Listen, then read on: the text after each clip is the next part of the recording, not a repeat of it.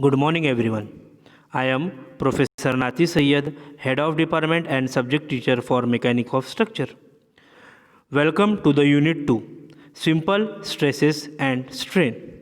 In this unit, we have to look after the stress, strain, deformation, elongation, modulus of elasticity, composite section, temperature stresses. So, we will start with the definitions of stress, strain, elasticity, Hooke's law, modulus of elasticity and modulus of rigidity. So, my dear friend, learning outcome you will achieve during this session will be articulate practical significance of stress strain curve for given material under given loading condition for their relevant use.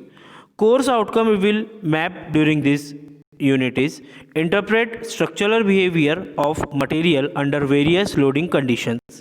PO's map with this topic is PO 1, 2, 3, 4, that is basic knowledge, discipline knowledge, experiment and practice, engineering tools, and 8, 9, 10, that is individual and teamwork, communication, lifelong learning. So, first of all, what is stress? It is internal resistance offered by the material to external force. देखो stress मतलब क्या, यानी it is load पर area, जितना load है और वो load कितने एरिया पे अप्लाइड हुआ, लोड पर area will be stress. It is denoted by sigma and its unit is newton per mm square. Mathematically it will be represented as P by A. तीन type के हम लोग stress लगा सकते. एक कॉम्प्रेशन स्ट्रेस, कॉम्प्रेसिव स्ट्रेस जिसको बोलते हैं, जो कॉम्प्रेस करने से होता है, टेंसाइल जो खींचने से होता है, और एक शेयर स्ट्रेस जो बोथ डायरेक्शन को, एक डायरेक्शन और दूसरे डायरेक्शन को अपोजिट डायरेक्शन में घुमाने से होता है. Then strain. What is strain? It is denoted by E and it is the ratio of change in length to the original length. It has no unit. Strain मतलब क्या? Ratio. किसका ratio? Change in length upon original length. E is equals to del L by L. हम change in length को कैसे denote करेंगे? del L. और original length को L से. So that is, it has no unit. Then what is Hooke's law? It states that stress and strain are directly proportional to within elastic limit. That is, stress is directly proportional to strain within elastic limit. Elastic limit के अंदर उसके limit में stress जो रहेगा वो क्या रहेगा? Directly proportional to strain रहेगा. Sigma is directly proportional to E और stress is equals to E into E. Young's modulus. What is Young's modulus? Young's modulus denoted by capital E. It is a mechanical property that measures the stiffness of solid material. It is also known as modulus of elasticity and elastic constant. See देखो, Young's modulus जो है उसी का दूसरा नाम क्या है? Modulus of elasticity. उसको हम डिनोट करेंगे कैपिटल ई से और उसका फॉर्मूला होता है, हमने देखे stress is equals to capital E into small E. तो small capital E is equals to क्या हो जाएगा? Stress by strain. It is also denoted into newton per mm square. Newton per mm square. And हमने देखा था stress is equals to E into E. So stress is equals to capital E into E. Then axial deformation. See देखो, deformation मतलब होता है change, deform, form होने के बाद फिर से चेंज हुआ. उसके अदर वर्ड क्या क्या यूज होंगे इस यूनिट्स में? Stretch, extension, reduction, enlarge, change in length. So हमको पता है हुक लॉ मतलब क्या होता है? Stress is equals to capital E into E. Stress मतलब P by load by area, E मतलब del L बाय L. तो हम लोग मैथमेटिकल कैलकुलेशन करके del L is equals to PL by AE हम लोग ला लेंगे. Next is elasticity.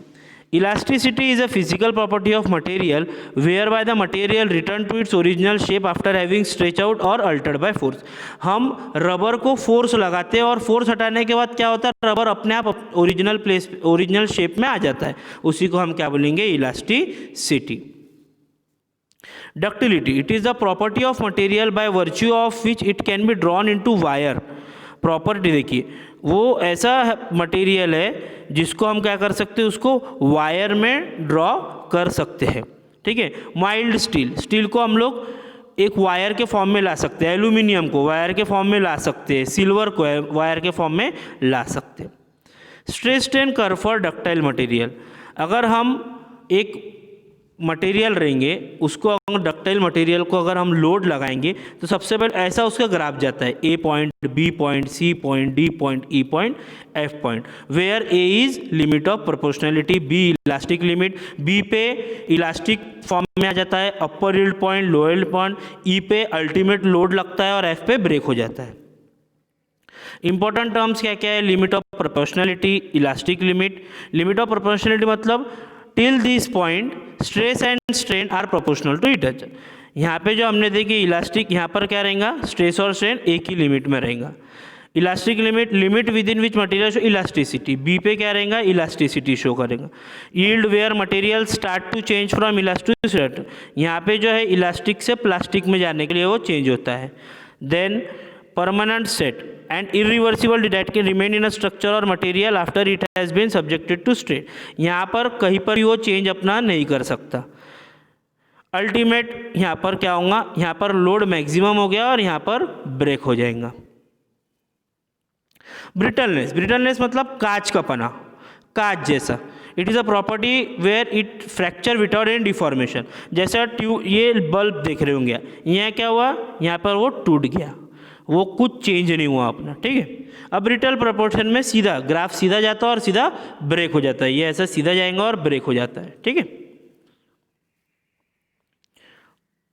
तो हमने क्या पढ़े वीडियो में, stress, strain, modulus of elasticity, elasticity, deformation, Hooke's law, ductility, stress strain curve, brittleness, stress strain curve for brittle material. Thank you. Please note next video will be numerical solving type 1. Okay, thank you and have a nice day.